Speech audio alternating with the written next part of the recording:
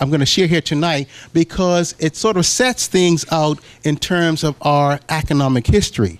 And so there are 5 periods. Dr. Brian Archer, some of you will have known, who has been to Bermuda and was a consultant to the finance ministry, had in his book on tourism in Bermuda and Bahamas set out 4. And I've added one more because I felt that was necessary. 5 economic periods in terms of how Bermuda was able to develop.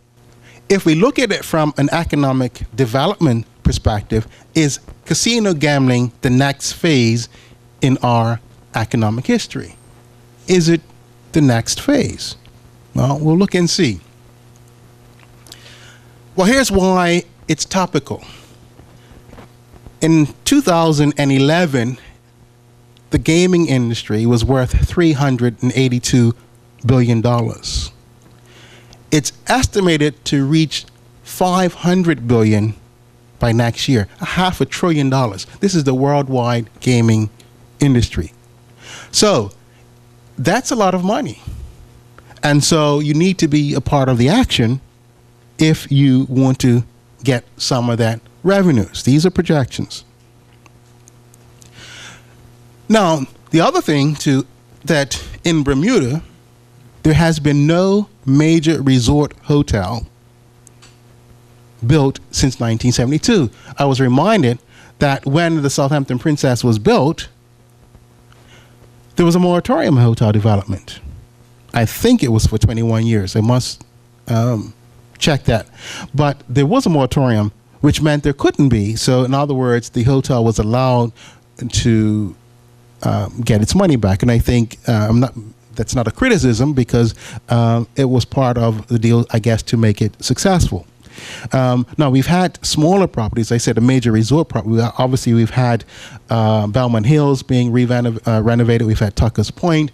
But these are all hotels that were existing before. We've had no new development in those years. So is gaming part of the next phase of our economic development? In 2008, government approves a commission to do a feasibility study on gambling. In 2009, there was an establishment of a task force on gaming. And then following that, there was a presentation of the green paper. So, task force, a feasibility study, the task force, and then a green paper.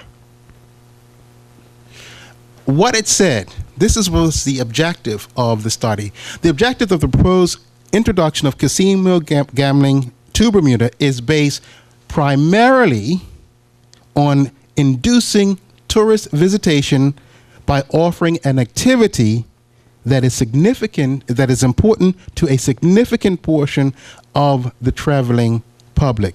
And the emphasis is on mine there, and I'm going to pick up on that later on. Primarily to induce visitation because of an activity which is important to a large proportion of the traveling public. So hold that thought in your mind as we progress. Now, what did the green paper say? It had some options. We could have one city casino, or we can have a city casino as well as one in St. George's and one at either end of the island. Or we can have one in all hotels with 100 rooms or more. And at that time, 7 qualified to have a casino. Now that's interesting because I've been stopped on the street recently and said, what type of gaming machines are government going to allow in? And my response is, I don't know. But there's nothing in the green paper that speaks to restaurants and bars.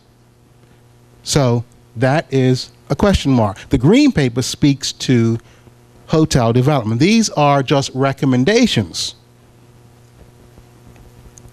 So what are the benefits, right, of this soon-to-be $500 billion industry? At the revenue side, an estimated $84 million to $146 million per year, 2% of gross domestic product. Some have said that seems relatively low. Well, we have a small jurisdiction. So on the top end, $146 million in revenue. That's gaming revenue. Now, what's government's take out of that? Between $25 and $43 million. At the top end, $43 million. Now, we're running deficits now of $300 million. So if the best case scenario is $43 million, you're talking about chipping away at the deficit of about 14%. Well, $43 million is better than nothing, you can argue. Construction revenue for building, depending on, of course, which model is taken, could be $4 million versus $24 million in government revenue from construction. Those are some of the benefits of having casinos. And then, of course, the one that's on everyone's mind is up to 3,000 jobs. Again, it depends on the scenario. And for 3,000 jobs, I don't know if that requires you to have one in each, hotel or all of. I don't know how you get that, but that's the top end of the 3,000 jobs, which was then. Oh no, it's 9% of the current workforce. So significant in terms of jobs. So what did the actual task force recommend after? That gambling in Bermuda be permitted.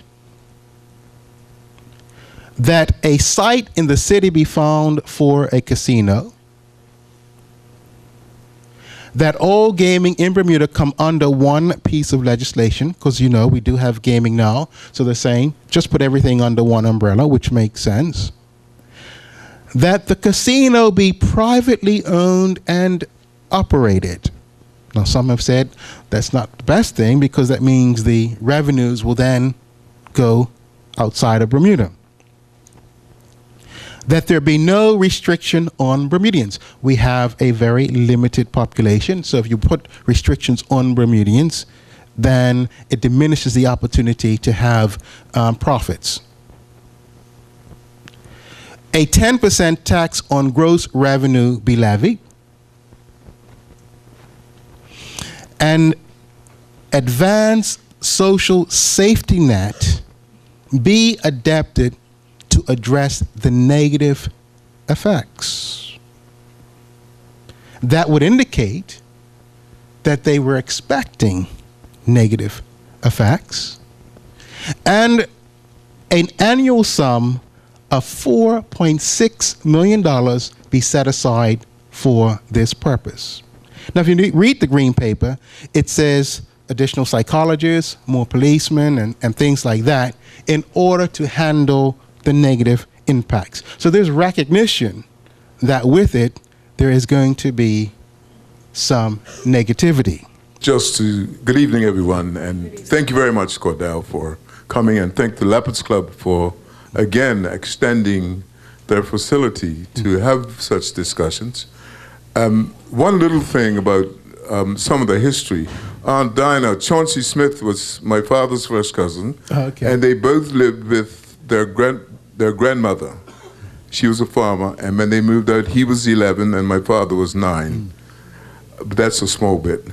But we gave up the land, 600 acres of land, to accommodate tourism. That was a big lot of land to have given up for something that ultimately failed.